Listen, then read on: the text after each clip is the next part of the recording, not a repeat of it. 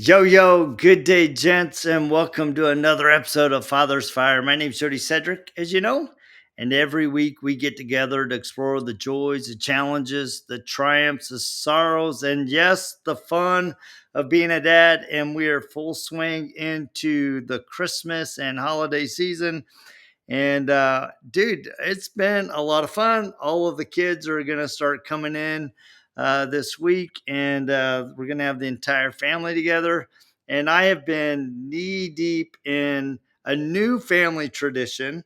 Um, Last year, every year for Christmas, we give everybody pajamas. And so last year, my wife came up with this crazy idea. Why don't you draw the wrapping paper? So I've been drawing wrapping paper for the last week and a half. And this year, it's all DC characters. So if you go out to my Instagram, you can see a reel of it. And yeah, so it's been a lot of fun. My wife, I'm drawing, Judy's coloring, and we're in the middle of that as well as making toffee. So if you're near me and you want some English toffee, send me a DM and I'll drop you some homemade English toffee. So anyway, I'm super excited. I have a new guest tonight. Actually, a friend of mine at the gym, Kendra. I was walking by. She goes, Jody, I've been wanting to talk to you. I think I got a guy that you should have on the podcast. And so please welcome Tyler Butler. He's up in McCall, so not too far from where I live in the Boise area. So welcome, Ty. How you doing?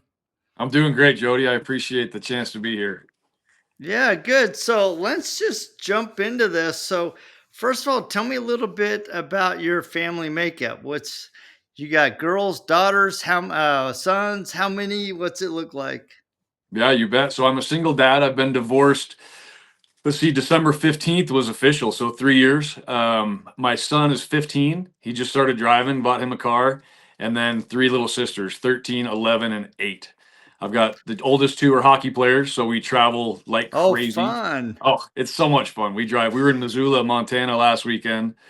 We get a little bit of break right now, but it'll pick back up in January. So two are hockey players, and then the youngest two are ballet dancers. And thank goodness, because I can't afford to have four hockey players. That's fun. Yeah. So you don't know this, but my youngest daughter was, traveling volleyball Mm. athlete. And so we traveled all over the country and the States. She ended up playing for UVU. So we got to go from club to high school to college and did the whole D1 circuit, got to go to the NCAAs twice. So it was fun. So I know where you're Wow. at. Yeah, it's a And yeah, blast. it's not cheap. No, it's not. No, But we ski and we do all the stuff. So we have a good time together. I have them 50% of the time, Monday to Monday, and we just we make the best of it. that's good, man. So how's that been? A lot of a lot of families, they end up in a divorce Mm. and they end up, dealing with the separation, trying to wrestle co-parenting, trying to wrestle with, healing and hurt feelings. How has that been for you? Um, it's better. It gets better. I like It that. certain, it's all new. I love the role of being a dad. I love the role of being a husband. So when my marriage ended, it was pretty abrupt, and I couldn't really see my role in it. However, looking back with a lot of self-reflection, I'm in therapy. I'm a recovering alcoholic, so I had a massive role. But at the time, I couldn't see that. I just saw, wow, my world is ripped out from under me. I can't be around my kids anymore. I don't have a house to live in. It was bad, but looking back now, I'm aware and I can see that I played a massive role in that. So at first, I was devastated. My weeks that I didn't have my kids, I would break down crying. I love my kids. They love their dad. Um, but now I cherish my time with them, but I also cherish my week that I don't have them because now Mm. I'm learning to live again without kids, and it's actually fun. It's kind of a silver lining. We still talk. I still get to see them.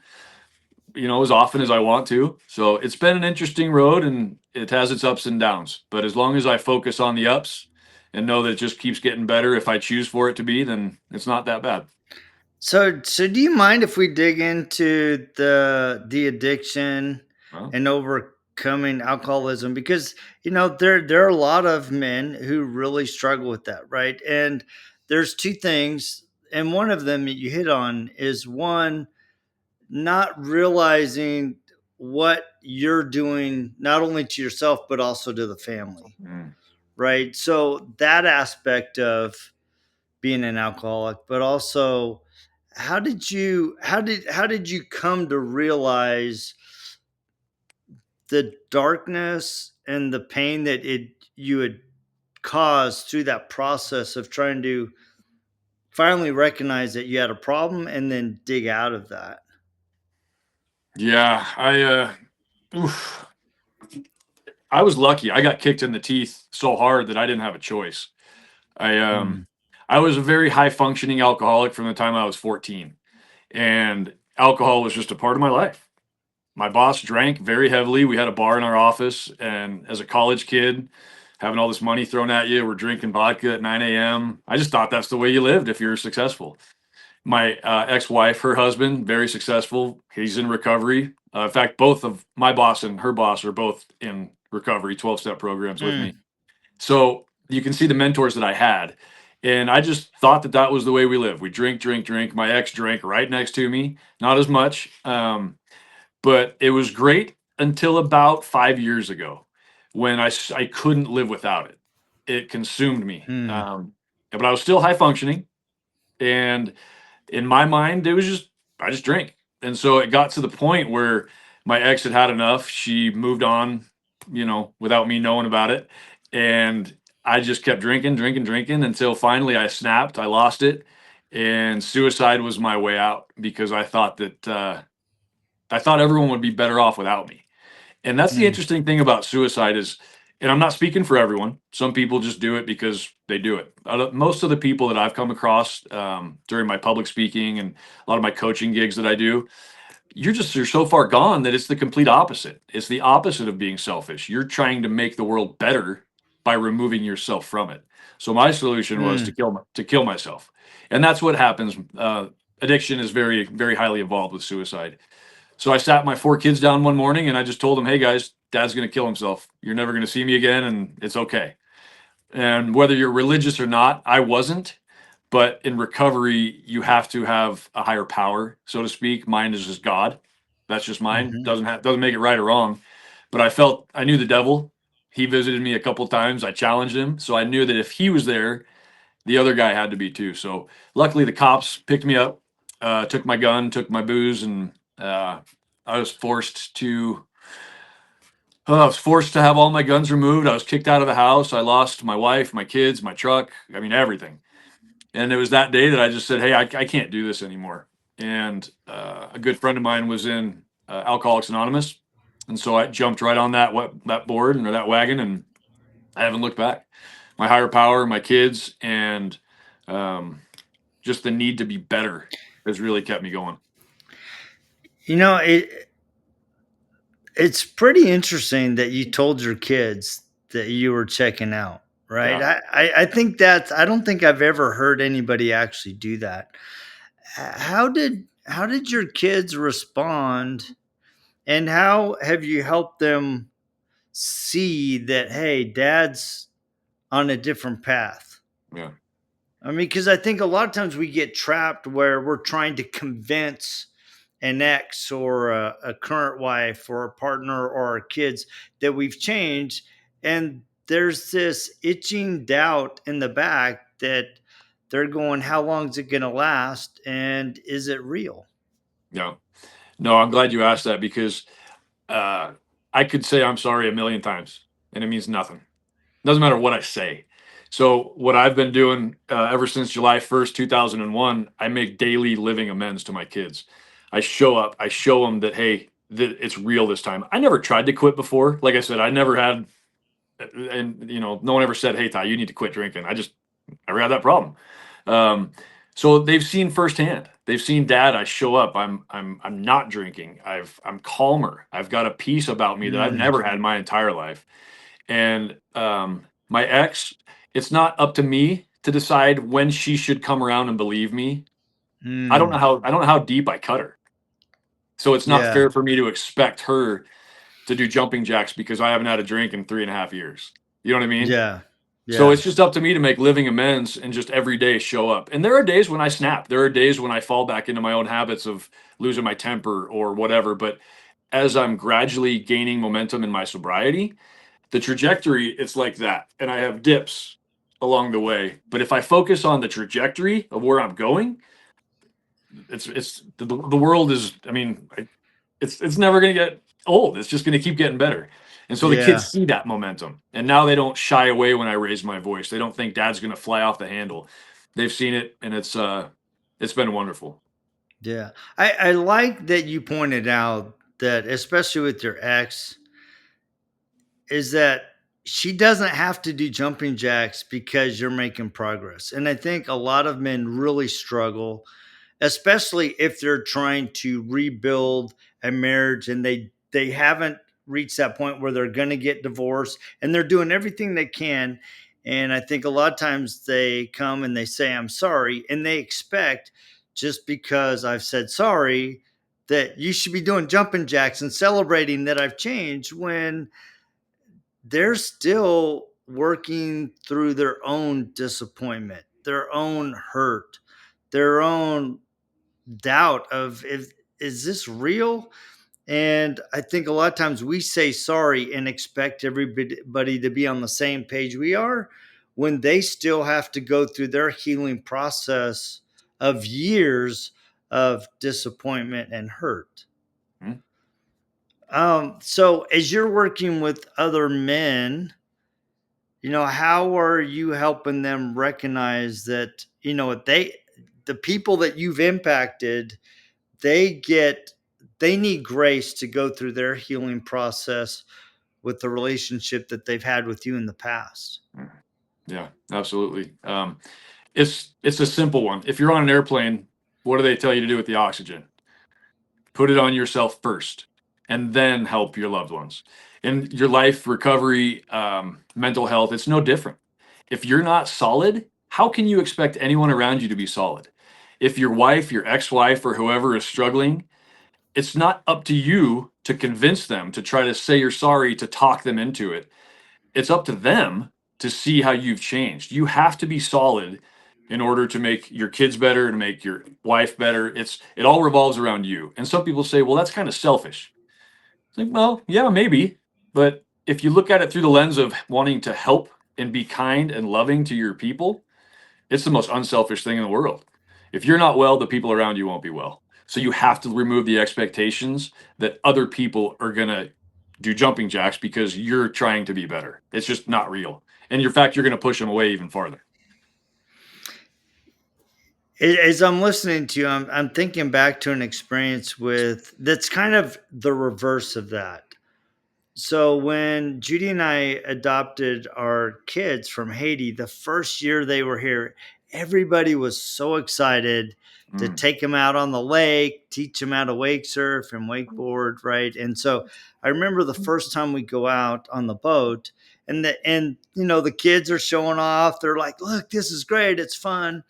And it came time for my daughter Cynthia to get into the water. And dude, we were out in the middle of the lake and she's seeing this dark, deep abyss of water, and she was not having it. yeah. Right. She's like, no, yeah, it looked fun, but I'm not so sure. And finally I'm like, look, Cynthia. And so on the back of our boat, we have a 3 foot deep platform. I go, here, let's just sit down next to you. I'll sit down with you, get your feet in the water, get you used to it. So I got her comfortable there, and she still was like, I'm not having this. And so I'm like, let me get in the water and let me reach up, and you can come to me, right? And I almost kind of had to pull her in, but I mean, she wanted to come. I had her comfortable enough. But dude, as soon as she hit that water, she just latched onto my neck. Yeah. It's like, oh no, I'm gonna drown, right? Yeah. And and I think sometimes we as dads, we are expecting people to just jump in the water with us Mhm. when it takes us to be more patient and more calculated and more disciplined to go, all right, let me get you to this point. And then once we get to this point, let's go to this point, right? And but we tend to want to skip steps. Yes. And so how are you both on an individual basis, but also as you're working with other men, helping them realize that the journey is the critical piece, not the destination. Well, it's day by day. Um, to your example of your daughter at the lake, for me, a real big turning point in my life was not expecting or getting angry when my youngest plugs her nose when she jumps in the water. Hmm. And it probably sounds silly, but I know there are a lot of men out there that can relate to, like, why do you plug your nose? You don't need to plug your nose. You look like an idiot. Quit plugging your nose. And Yeah. instead of fixating on the fact that you're at a pool, you're swimming, your kid's having fun, we ruin that because we Yeah. want them to not plug their nose. What in the world does it matter if they plug their nose or not? And Yeah. it took me, sadly, a long time and three kids before her to realize, hey, dad, quit being such a jerk. You don't need to ruin the party because she's plugging her nose. And so it's little things like that that I work on. When we go to a hotel pool for hockey, which is almost every weekend, I just laugh and I smile and look at them and we joke a little bit about it. But the reality is that it's not up to me to expect her to not plug her nose. Maybe she has a reason for it. Maybe it hurts her more. I don't know. But as a dad and as a mature man, that's the thing that we need to get across is that most of us are pretty dang immature. A mature man lets her do what she wants to do as long as she's not harming anyone. What does it matter? You know? Yeah. So it's a daily process for me. Recovery, being a better dad, a better ex-husband, now a better boyfriend. It's just I take each day as it comes, and if I slip, I don't dwell on it. I get up and I learn from it, and I try not to do that again. And if I do, which I do, it's a little less severe and it just gradually gets Mm. better and better every day. As long as I'm putting that effort into maintaining the momentum, the severity of dad's breakdowns and his temper are a lot less. So it's up to me to keep that maintain that momentum going. Yeah, there's so many little nuggets in that. I think a lot of times we as dads, we have this expectation of what our kids should be doing or Hmm. shouldn't be doing. And we forget that our expectation has been built because of our experience over time, right? Hmm. And a lot of times we expect our kids to go from this point to from A to Z and not have these little building moments where all of a sudden they are comfortable to unplug the nose and jump Yeah. in, right?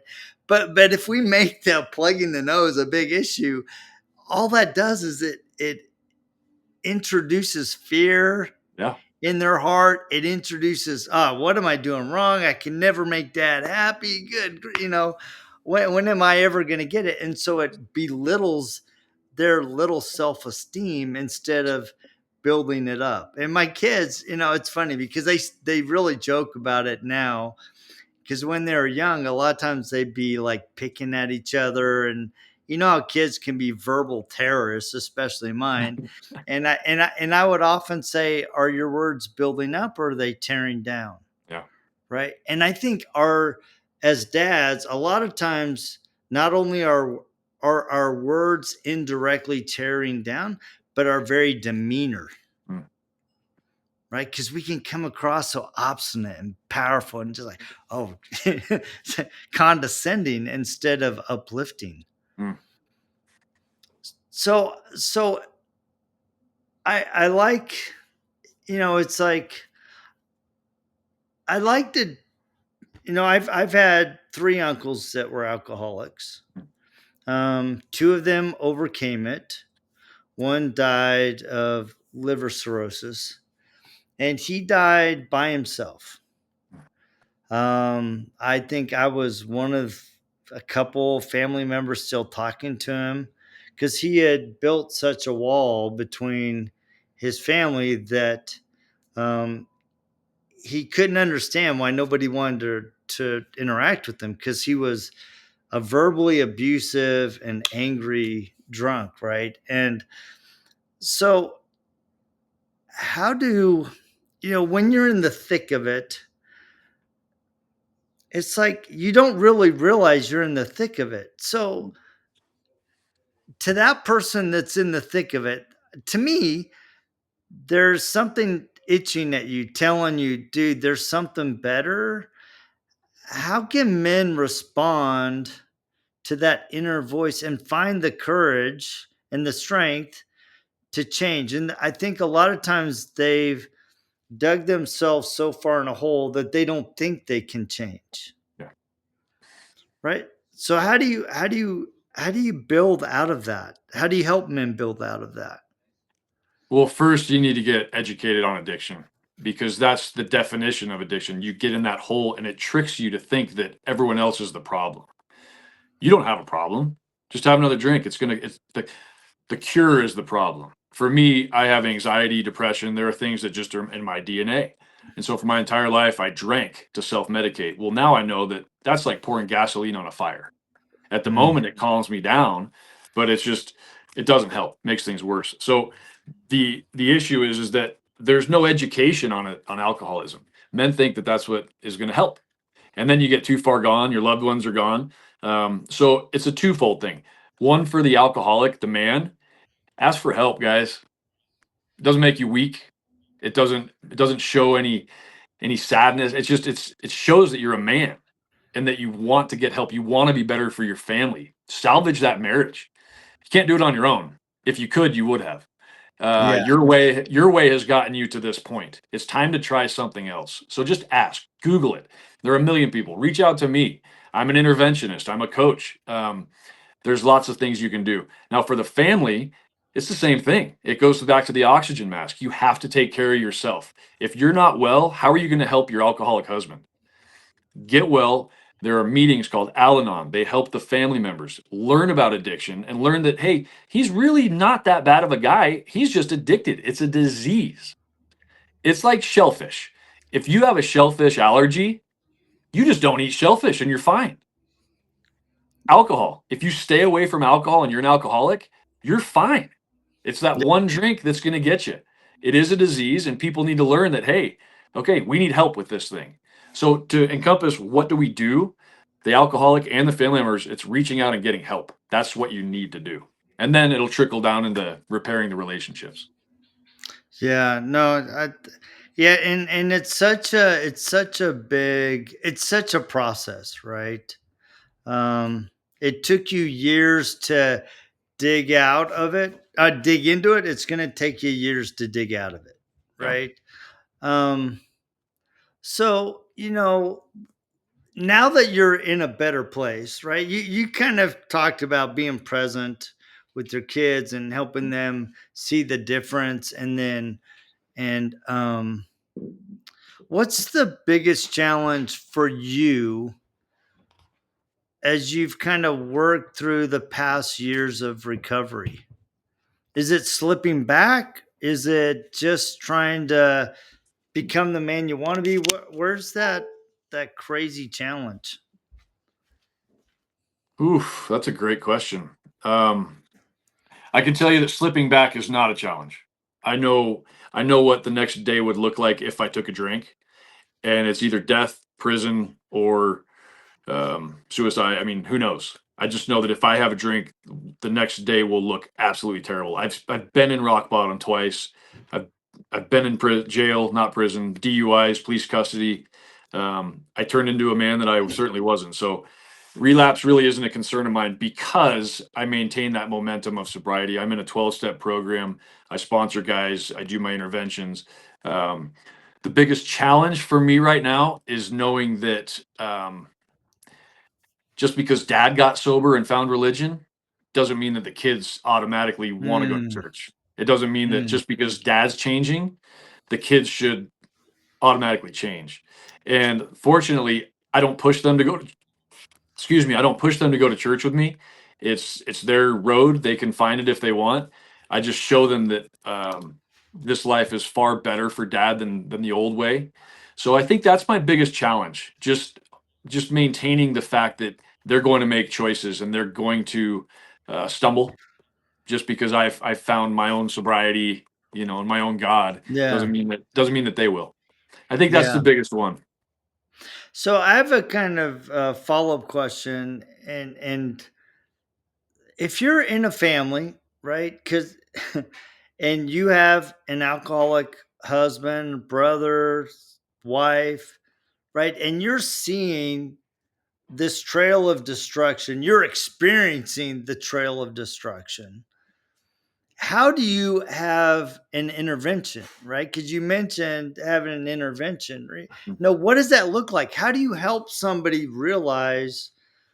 Because I remember I remember in our family, one of the family's members, they had an intervention, right? And at first it was ugly. It did not go well. So how do you how do you deal with that?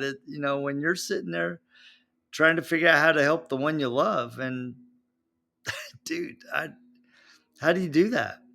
Yeah, so there are many different styles of interventions, and most people are familiar with the show where the family ambushes the addict, they surprise them, they come into a room of family immersion, they say, "Oh my gosh, what's going on?" We don't practice those kind of interventions. We Mm, do it's an invitational style intervention. The addict or the alcoholic, they know that it's coming. And that's where the magic happens because they see their family rallying and saying, "Hey, we're willing to make this commitment." Ours is a 6-month program because what happens is a lot of times someone goes into recovery for 30 days and they come out and the family's the same as they were before. So you're mm, throwing them back to the wolves, so to speak. So what we do with our interventions, it's a place of love and compassion and saying, "Hey, we're going to commit to getting better with you. Do you want to do this or not?" And most of the time, just because of the love and the compassion, it works. And they go to treatment, they get a coach, they want to find help. And if it doesn't work, then you go to a next level of intensity. And then the third level of intensity is what you see on the TV show. You have the letters and you say, "Hey, I am no longer going to enable you. I'm going to divorce you. You can't live in my home if you don't seek treatment." So that's the very, very last resort. We come from a place of love and compassion, and it usually works. So you just need to reach out to people. There are so many resources, but it goes back to asking for help. People yeah. don't know what to do.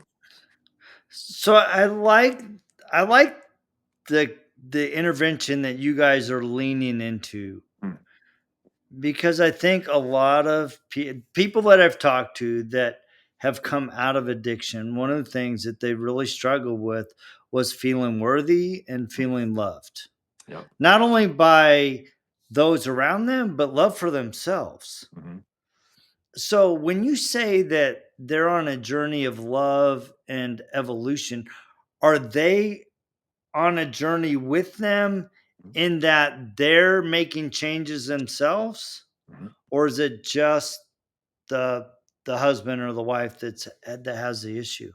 No, it's the whole family. And that's the wonderful thing about it is that we have weekly phone calls following the intervention with the entire group that attended the intervention because things happen. People, they don't follow through with commitments. Well, every week we talk about that. So it's an even playing field. And the problem is that most alcoholics, addicts, they want to be the center of attention.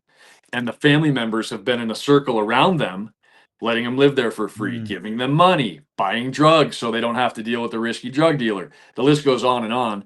What our interventions do, it takes everyone outside the circle. The addict is no longer the center of attention. That takes stress off the loved ones to where they can breathe a little bit, they can get help, and everyone is on the same level.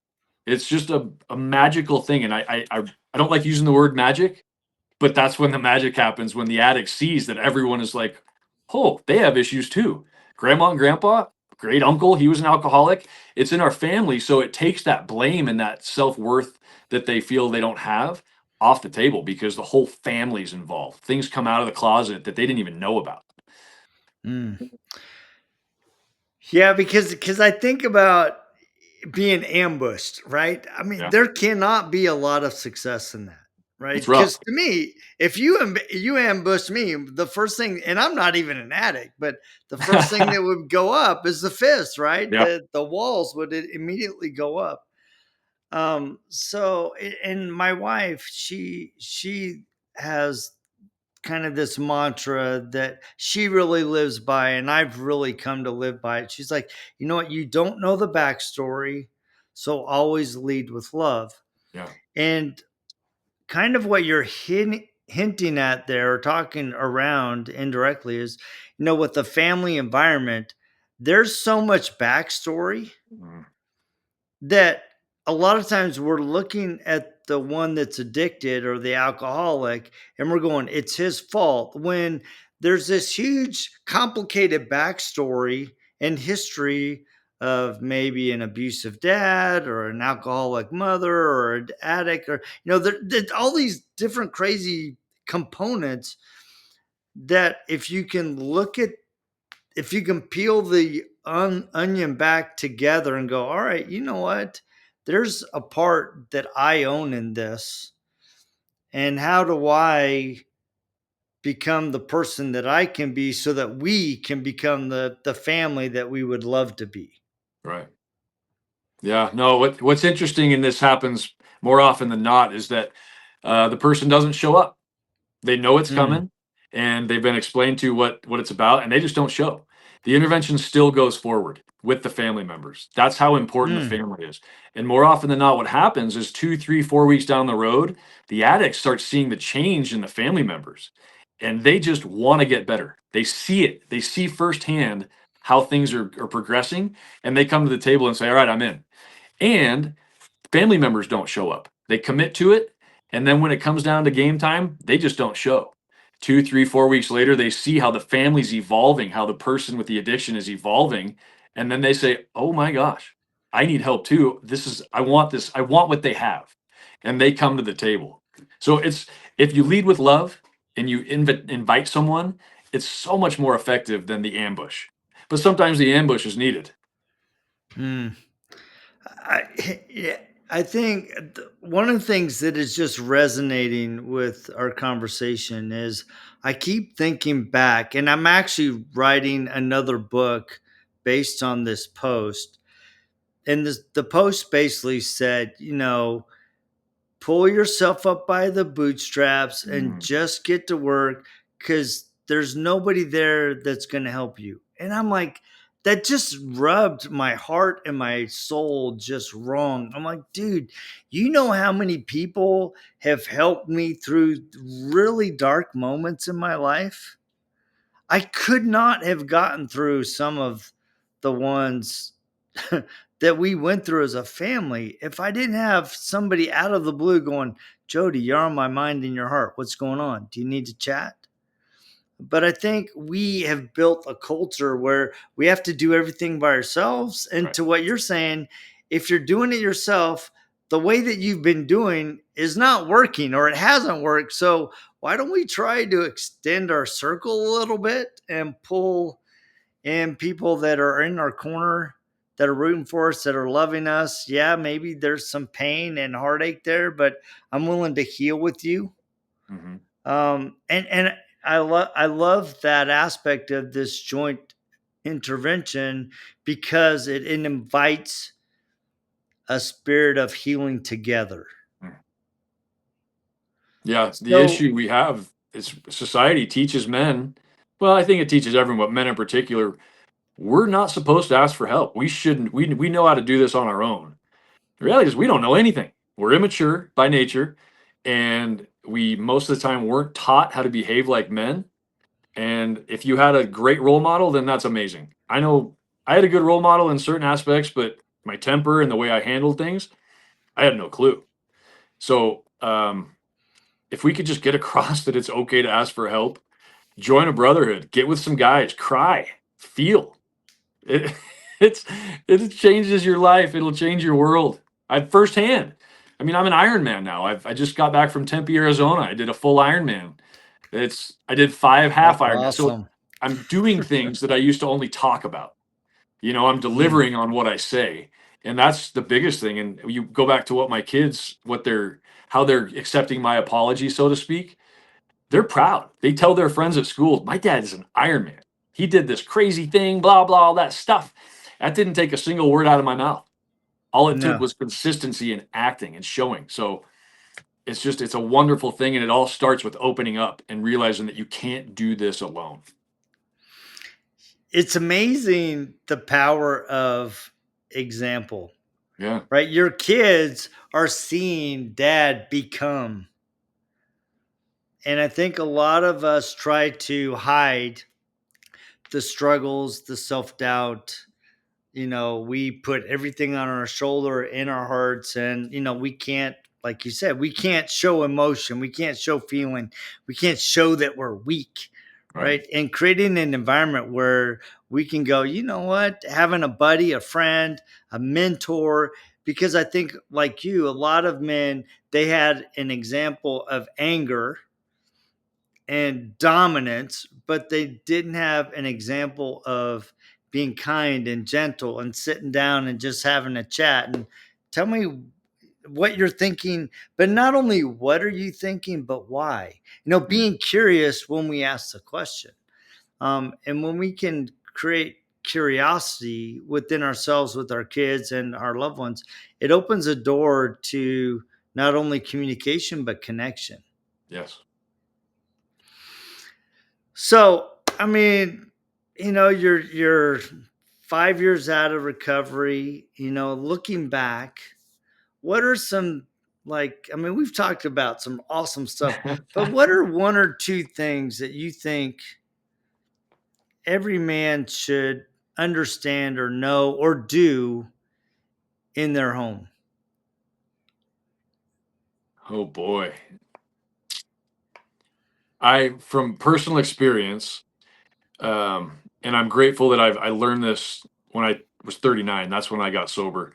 Is that I don't have to have the answer to everything. Mm. What I have to do is be compassionate and listen, and don't offer my advice unsolicited. Don't throw my opinion out all over the place just because I'm the dad. I know all because I'm the alpha. I don't know anything.